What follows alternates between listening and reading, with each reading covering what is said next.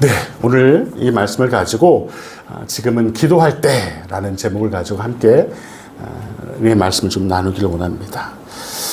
저는 사역의 역할상 설교를 많이 하는 편이 못 됩니다.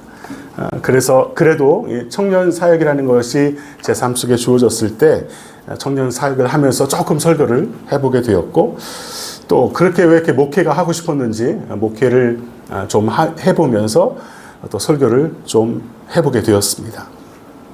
그럼에도 불구하고 저의 설교 가운데 기도에 관한 설교 내용이 별로 없다는 것을 보게 되었어요. 아마 그만큼 저에게 있어서 기도는 큰 이슈가 아니었던 것 같습니다. 기도하지 않아도 사역이 되더라고요. 기도하지 않아도 사역은 좀 되는 것 같고, 또 뭐 간절한 기도가 없이도 여전히 사역은 진행되었기 때문인 것 같습니다. 그러니 기도를 가르칠 일도 없었던 것 같고, 기도에 전념해서 기도의 종 이렇게 불려질 일도 별로 없었던 것 같아요. 그러다가 제 인생을 이렇게 돌아보면서 오늘 본문의 똑같은 사건은 아니지만 본문의 말씀을 적용할 수 있는 그런 사건이 제 삶에 들어오고 나서야 기도할 수밖에 없는 그런 환경이 되었다는 것을 고백하지 않을 수 없습니다. 오늘 본문 1절은 이렇게 고백합니다. 그때에 히스기야가 병들어 죽게 되매 아모스의 아들 선지자 이사야가 그에게 나와서 그에게 이르되 여호와의 말씀이 너는 집을 정리하라, 내가 죽고 다시 살지 못하리라 하셨나이다, 이렇게 말씀하고 있습니다. 히스기야는 다윗처럼 하나님 앞에서 정직히 행했던 왕이라고 열왕기 하 말씀에 기록되어 있습니다. 그러므로 그의 죽을 병은 어쩌면 죄의 결과는 아니었을 것입니다. 그런데도 그에게 병들어 죽을 일이 생겼습니다. 하나님의 사람 이사야가 더 고통스러운 말을 전하죠. 너는 집을 정리하라, 죽고 살지 못할 거야. 이게 사망 선고 아니겠어요? 뿐만 아니라 오늘 본문이 그때에로 시작되는데, 이 열왕기하 19장의 말씀의 끝을 보면 이 아수르 왕 산헤립이 물러가고 이스라엘이 여호와로 말미암아 승리를 맛본 그 해에 벌어진 사건임을 우리는 알게 됩니다. 그러니까 기쁨 가운데 있을 때, 기쁨의 고조 가운데 있을 때, 우와, 하나님께서 내 삶에 이런 승리를 허락하셨어 라는 그런 때에 이런 사망 선고를 받았으니 어쩌면 고통은 더 컸을 것입니다. 히스기야의 마음이 어땠을까? 솔직히 잘 모르겠어요. 전에는 사실 안다고 생각했어요. 알 거라고 아마 추측하면서 살았던 것 같습니다. 하나님의 백성들이 당한 고통의 문제 앞에서 저도 나름 공감하고 있고, 또 애통하면서 소위 위로의 사명을 잘 감당하는 목사지 않나, 이렇게 스스로 생각했던 것 같아요. 왜냐하면 그래서 제가 위로송이라는 곡도 만들었거든요. 위로송. 그래서 이 노래가 어떻게 시작하냐면, 당신이 힘들다는 걸 알아요. 안다는 거죠. 제가 일단 안다는 것을, 힘들다는 걸 알아요. 우리 성도님들 이렇게 아마 곡도 만들고 위로의 사역들을 감당했다고 생각이 들었어요. 이번 주 초에 제가 속해 있는 빅컴퍼니라는 음반 회사가 있어요. 그 음원 회사에서 이 위로송을 중심으로 유튜브 컨텐츠를 하나 만들어서 업로드 했어요. 그러니까 이제 저 같은 경우는 이제 이걸 홍보도 해야 되고, 또 하나님께서 제게 주신 곡을 또 알리는 것도 필요해서 홍보도 할 겸, 또 무더위에 수고하고 애쓰는 또 믿음의 지체들에게 좀 인사도 드릴 겸 제 주변에 찬양을 좋아하시는 분들께 이 링크에 제 카톡 인사를 드렸어요. 제가 아마 받으신 분도 혹시 있을지 모르겠는데, 어떻게 제가 인사를 했냐면, 힘든 산 속에 시원한 생수 같은 시간이 되시길 기도합니다 라는 인사와 함께 이 링크를 딱 걸어서 보내드렸단 말이죠. 근데 잠시 후에 제가 링크를 보내드렸던 한 집사님께 이런 답장을 받았어요. 아멘, 감사합니다. 목사님께서는 힘들다는 게 뭔지 아십니까? 이렇게 카톡이 왔어요. 좀 되게 미안한 마음이 들었어요. 저는 그냥 인사차 드린 말씀이었는데 고통 가운데 있었던 그분께는 정말 이분이 내 힘든 문제를 알아서 이런 위로를 해주시는가? 아마 이런 질문을 하셨을 수도 있다는 생각이 좀 들어요. 당신이 힘들다는 걸 알아요 라는 이 고백이 어쩌면 좋은 노래로만 전해드린 것 같아서 그렇게 어색해진 제 마음이 자유롭고 싶어서 잠시 진짜 기도했어요. 저의 냉랭함을 좀 용서해 달라고, 그리고 아파하는 이들과 함께 울 수 있는 그런 마음을 좀 달라고 기도했던 생각이 납니다. 사랑하는 여러분, 지금은 정말 기도할 때라는 생각이 듭니다. 히스기야는 이 육체의 사망 선고를 받았지만 어떤 분은 재정의 파산 선고를 받은 분도 있을 거라고 생각이 돼요. 제가 아는 목사님 가운데 교회 문을 닫고 이름만 있을 뿐이지 아무런 생명의 활동이 없는 교회, 어떤 의미에서 사역적인 사망 선고를 받은 지역 교회도 있다는 것을 우리는 압니다. 히스기야가 사망 선고를 받은 것에도 그의 부정직함이나 어떤 부도덕함 때문이 아니었던 것처럼 다른 형태의 사망 선고에도 반드시 죄의 결과는 아니기 때문일 것이기에 더욱 고통의 무게는 더 큰 것 같아요. 그래서 돌아보면 우리 주변에 이런 사망 선고를 경험하고 사망 선고를 듣고 고통 가운데 있는 사람들의 소식을 종종 듣습니다. 제가 2달에 한 번꼴로 청량리에 있는 가나안 교회라는 교회에 노숙자 갱생시설에 찬양을 인도하러 갑니다. 술 중독, 도박 중독, 여러 가지 그 무기력한 삶 가운데 있는 이곳에 이 공동체 생활을 하면서 복음을 가지고 변화를 도모하고 있는 사역 중에 아주 오래된 교회 중에 하나예요. 그 교회의 사역을 하고 있는 그 목사님의 사모님의 얘기를 제가 가서 들었어요. 얼마나 안타까웠는지 몰라요. 사모님께서 치주암으로 지금 치료받고 계셨는데 또 다시 폐암이 발견되고 폐암을 이 치료하는 과정 가운데 코로나가 또 감염됐다는 거예요. 이런 얘기를 들으면서 함께 예배 가운데 기도하자고 이런 이야기를 들었을 때 참 마음이 무거웠습니다. 또 우리 교회가 탄생되고 교회에 관한 성경적인 메시지를 듣기 전에는 한국 교회 이렇게 막 생각하면 좀 마음 가운데 좀 이렇게 막 화가 있었어요. 분노가 있고 답답하고 정죄만 됐지 이 한국 교회와 이 상황들을 위해서 기도해야겠다는 생각이 별로 안 들었어요. 어떤 의미에서는 하나님께서 한국 교회를 향해 집을 정리해, 교회를 정리해, 다시 살지 못할 거야 라는 사망 선고를 내린 것만 같다는 생각이 들 때가 있단 말이죠. 또 이 육체적인 어떤 사망 선고뿐만 아니라 마음과 정신의 아픔으로 고통당하는 분들이 있어요.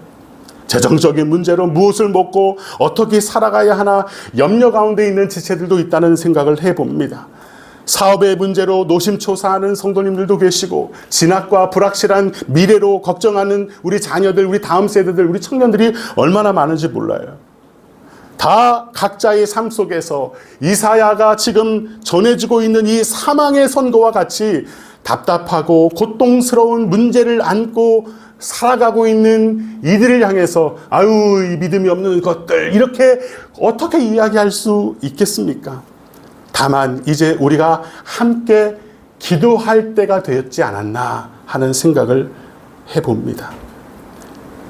사망 선고를 받은 육체의 질병을 가진 이들을 위해서 재정의 파산 선고를 받은 선고 가운데 주님의 긍휼을 구하는 이들과 함께 또 사망 선고를 받은 것 같은 한국 교회를 위해서 우리는 기도해야 할 때입니다. 그렇다면 우리가 이런 기도 제목을 가지고 어떻게 기도해야 하지? 라는 질문 앞에 오늘 본문은 우리 가운데 이렇게 기도하는 것이 어떻겠는가 좋은 모델을 우리 가운데 제시해 주시고 계신 것 같습니다.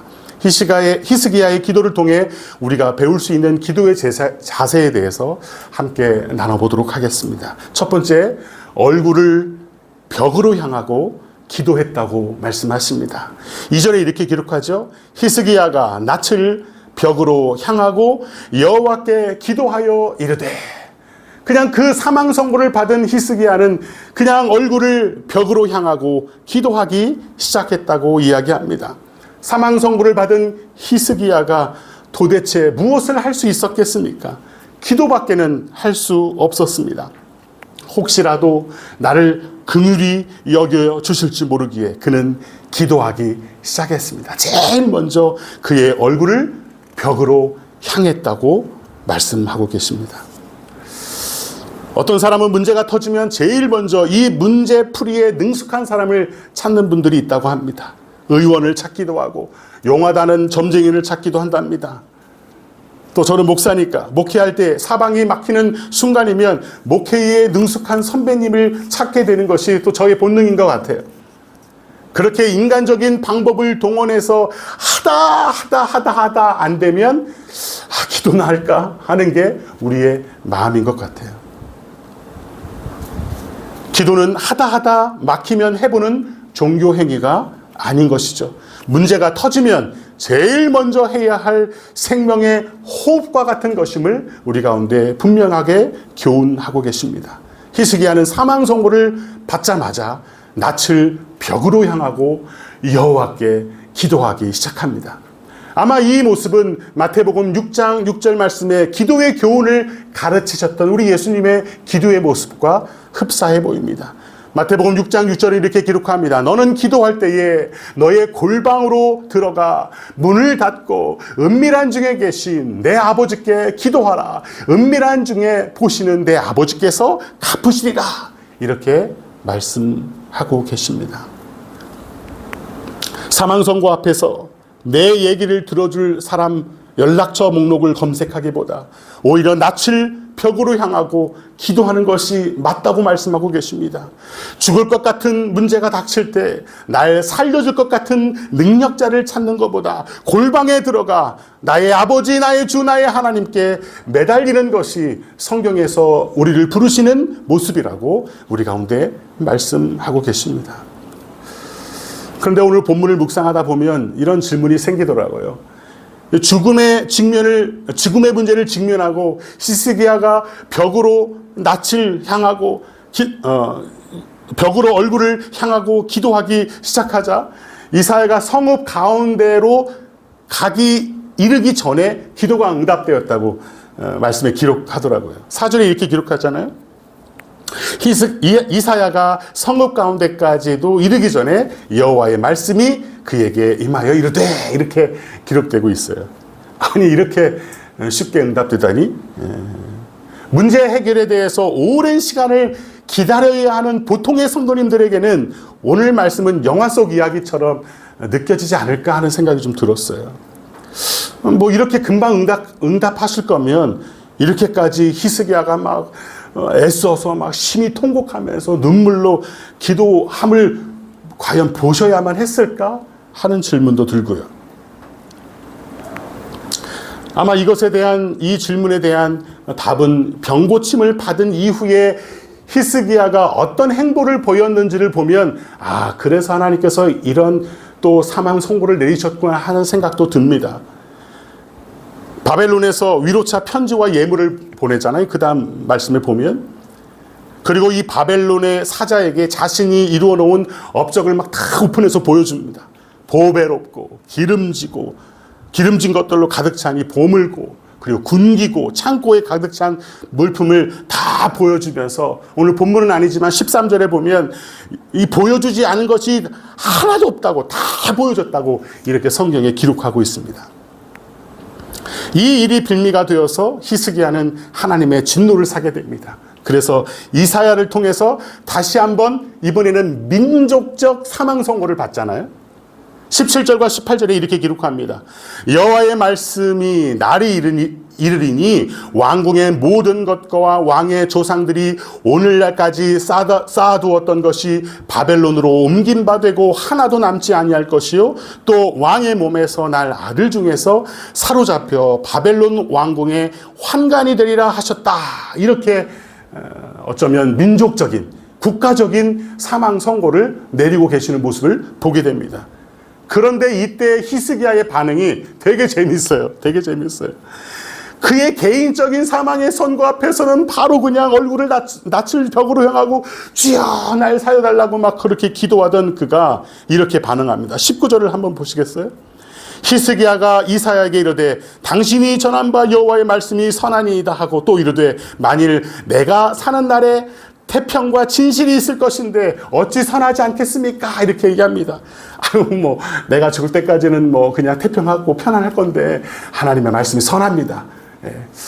순종적이고 순응적인 것처럼 보이지만 그가 자신의 사망 선고 앞에서는 그냥 눈물로 기도하던 히스기야가 민족적이고 국가적인 그 문제 앞에서는 그렇게 태평하게 나는 태평해 이렇게 하는 이 모습을 보면서 나만 안전하면 돼.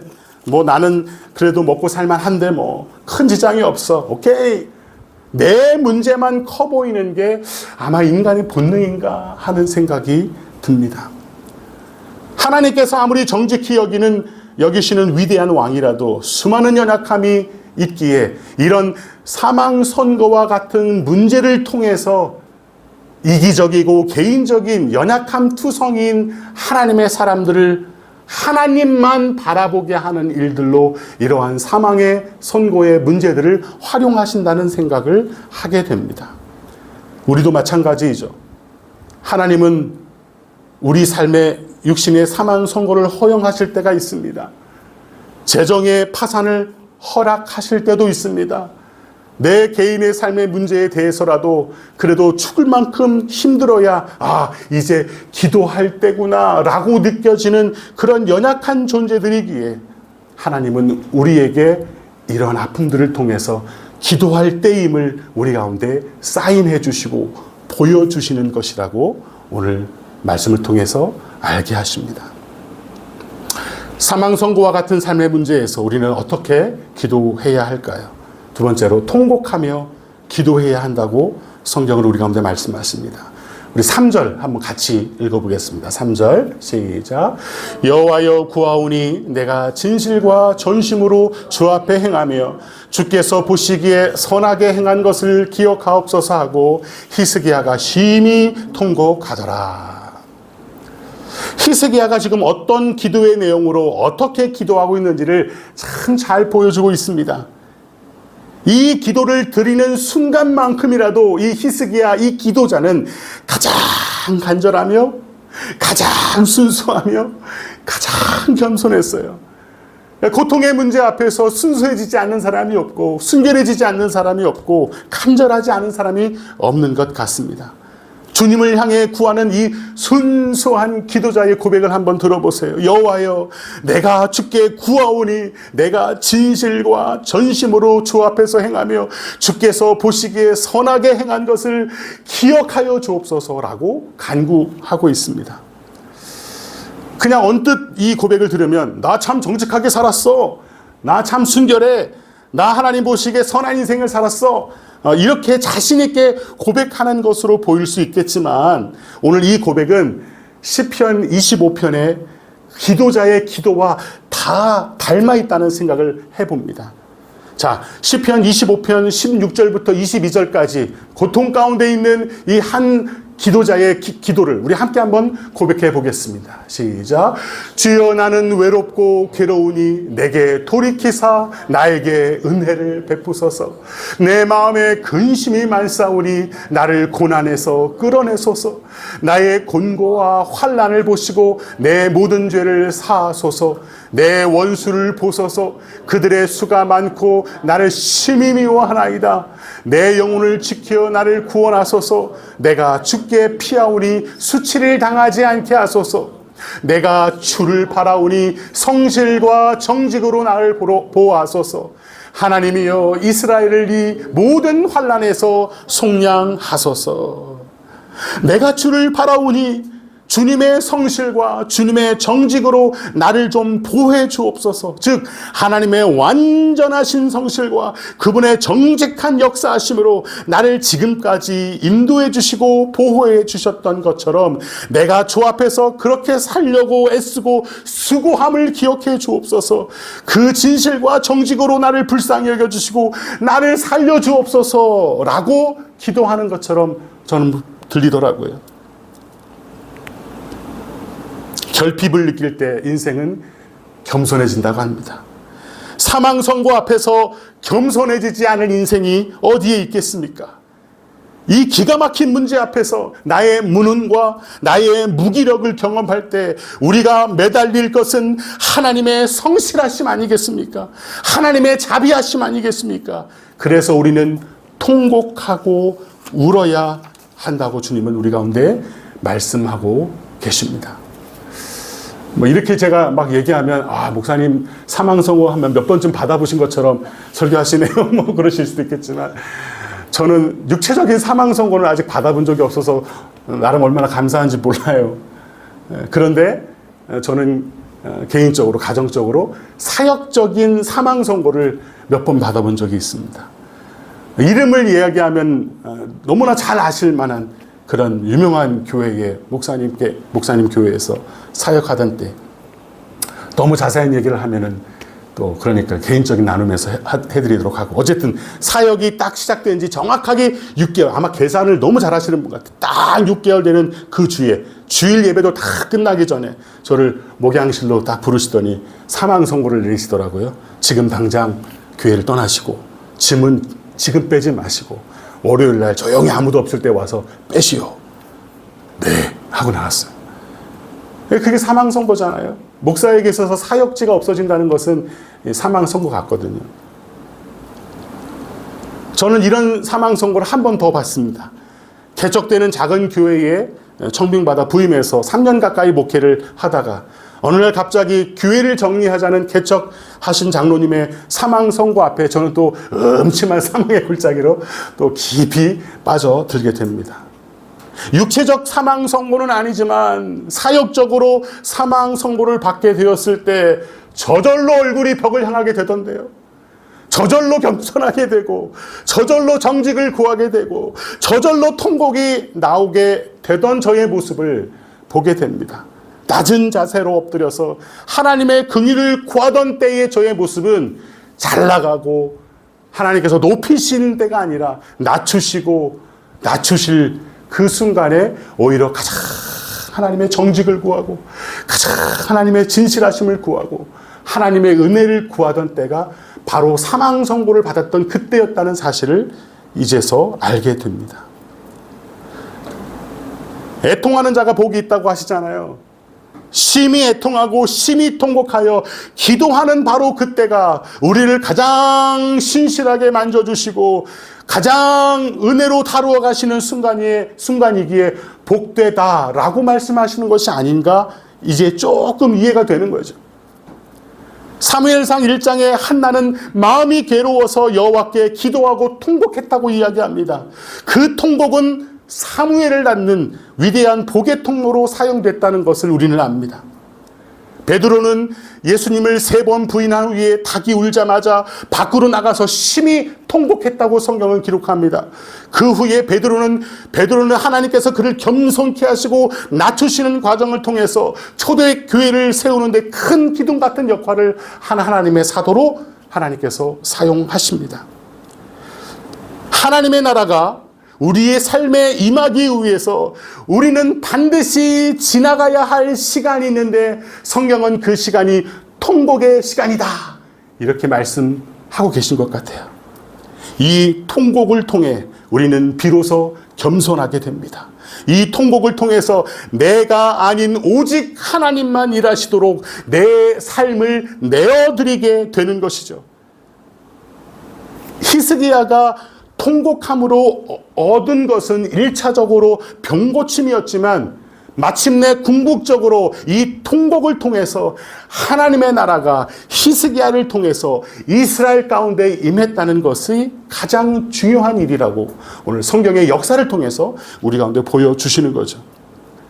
한나가 괴로워서 통곡했잖아요. 그리고 그토록 원하는 아들을 얻는 복을 누렸지만 하나님의 나라가 임하는데 중요한 역할을 감당한 사무엘을 잉태하는 더 위대한 복이 숨겨져 있었다는 것을 우리는 말씀을 통해서 기억할 수 있어야 합니다.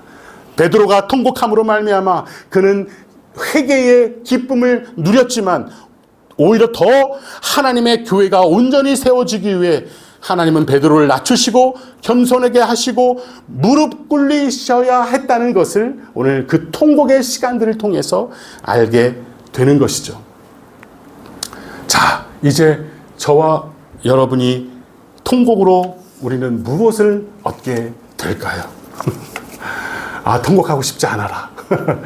우리 보통 그렇잖아요. 그렇죠? 저는 개인적으로 1차적인 모습 속에서 저는 통곡의 시간을 통해서 새로운 사역들이 시작됐습니다.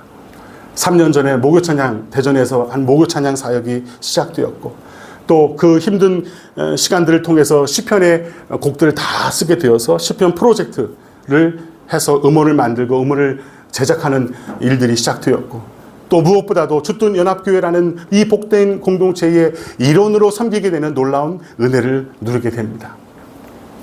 그러나 어쩌면 더 큰 목적은 저와 우리 가정의 이 통곡과 애통함을 통해서 하나님의 나라가 이 땅에 임하게 될 텐데, 그러기 위해서는 우리가 준비되고 더 겸손케 되고 낮아져야 하기 때문에 하나님은 저의 삶의 사망 선고와 같은 문제들로 통곡하게 하신다는 것을, 그 어떤 영적인 신비한 법칙과 원리를 삶 속에 조금이나마 경험했다는 것이 더 큰 축복이라는 생각이 듭니다.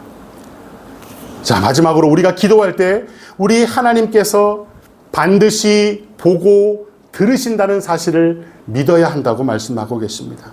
5절과 6절에 보시면 이렇게 말씀하십니다. 너는 돌아가서 내 백성의 주권자 히스기야에게 이르기를, 왕의 조상 다윗의 하나님 여호와의 말씀이 내가 내 기도를 들었고 내 눈물을 보았고 내가 너를 낫게 하리니 내가 3일 만에 여호와의 성전에 올라가겠고 내가 내 날에 15년을 더할 것이며 내가 너와 이 성을 아수르 왕의 손에서 구원하고 내가 나를 위하고 또 내 종 다윗을 위함으로 이 성을 보호하리라 하셨더라 말씀하십니다. 아, 왜 인생에 이런 사망 선고와 같은 사건들이 이렇게 오고 가는 것일까? 여러 이유가 있을 것입니다. 그럼에도 가장 중요한 이유가 있다면 이런 문제들을 놓고 기도하는 과정 가운데 우리의 얼굴을 벽으로 향하고 또 골방에 들어가 심히 통곡하는 시간을 통해 하나님에 대해 실존적인 경험이 없었던 우리가 하나님의 존재와 그분의 임재에 대한 현실적인 믿음이 생겨난다는 거예요. 굉장히 중요하다는 생각이 듭니다. 우리가 매주 우리 말씀 사역자 목사님들 통해서 듣는 메시지가 있어요. 그 변함없는 그 진리가 우리의 관념 속에서만 감동을 주는 메시지가 되지 않기 위해서 우리는 끊임없이 복음의 삶을 살아내야 한다고 날마다 우리는 가르침을 받습니다. 이 복음의 삶, 이 복음적인 삶을 어떻게 우리가 살아낼 수 있을까? 바로 이렇게 사망의 선고와 무던히 싸우고 애쓰고 특별히 기도하면서, 와, 하나님은 과연 살아계시구나, 하나님은 과연 우리와 함께 하시구나, 하나님은 과연 내 기도를 들으시고 하나님은 과연 내 눈물을 보시며 내 삶을 인도하시기 위해 지금도 성실하게 일하고 계시구나를 느끼고 경험하고 우리가 현실적으로 실존적으로 우리가 주님의 임재하심을 경험하게 할 때 우리는 복음의 삶을 살아낼 수 있지 않겠습니까? 책상에 앉아서 공부만 해서 이런 믿음이 생기는 것은 아닌 것 같아요. 내 육체의 질병의 문제와 기도로 씨름하면서 한 단계 한 단계 우리의 믿음이 쌓여갑니다. 재정의 문제로 눈물 콧물 흘리면서 하나님의 계획을 이해하기 시작합니다. 자녀와 전쟁을 벌이면서 우리는 하나님의 아버지의 마음을 알게 되는 것이고 내 인생에 내가 할 수 있는 것이 전혀 없음을 깨닫게 될 때 우리는 전능하신 하나님의 실존적 존재를 갈구하게 된다고 주님은 말씀하고 계십니다. 아마 이 욥처럼 우리 욥기의 말씀을 묵상하기도 힘든 그 욥기에 나오는 그 욥처럼 수없이 많은 종류의 사망 선고를 삶으로 체득한 사람이 없을 것 같다는 생각이 드는데, 그는 순식간에 자녀들을 다 잃잖아요. 그러면 가정이 흔들립니다. 그리고 본인도 육체의 사망 선고를 받으면서 관계도 틀어지고 모든 것이 지금까지 쌓아놨던 모든 것들이 갑자기 무질서 속으로 혼돈 상태로 빠져들게 됩니다. 그리고 이런 고통의 시간과 골방의 시간과 통곡의 시간이 한참 지난 욥기의 마지막 장에서 그는 마침내 이렇게 고백합니다. 5절과 6절에 욥기 42장 5절과 6절에 이렇게 말씀합니다. 내가 주께 대하여 귀로 듣기만 하였사오나 이제는 눈으로 주를 배움나이다. 그러므로 내가 스스로 거두어 드리고 티끌과 재 가운데에서 회개하나이다 라고 말씀하고 있습니다. 내 귀 속에서 은혜로운 말로만 존재했던 하나님이 이제는 실존적으로 내 눈앞에서 일하고 계심을 알게 되었다고 말씀하고 있는 것이잖아요.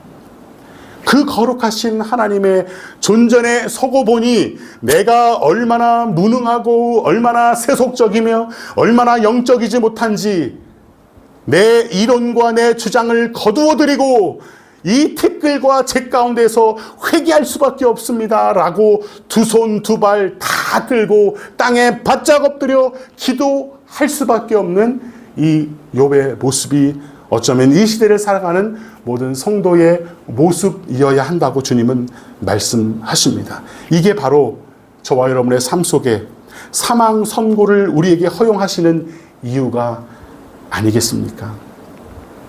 어떤 영역에서든 너는 내 집을 정리하라. 내가 죽고 살지 못하리라는 선고를 받아본 사람의 신앙은 질감이 달라지는 것 같아요. 질감이 달라져요.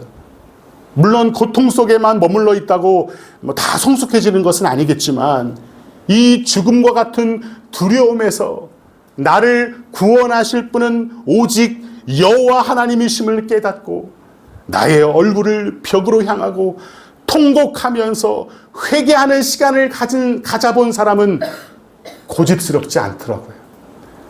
겸손합니다. 그래서 내 주장을 거두어 드려요. 내 욕구로 가득 찬 꿈을 내려놓습니다.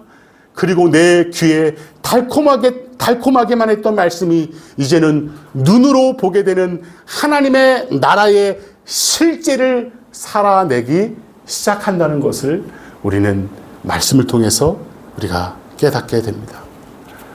사랑하는 우리 주둔연합교회 믿음의 가족 여러분, 우리 이제 함께 하나님의 나라와 복음을 귀로만 듣는 공동체가 아니라 우리의 눈으로 목격하고 우리의 손으로 만진 바 되는 복음의 공동체가 되기 위해서 우리의 삶 속에 어떠한 형태의 사망 선고를 경험할 때 그냥 두려워하고 포기하고 낙심하지 아니하고 함께 기도하면서 함께 우리의 얼굴을 벽을 향하고 골방에 들어가서 통곡하고 애쓰면서 하나님의 살아계심을 함께 경험하는 저와 여러분 되시기를 주님의 이름으로 축복합니다.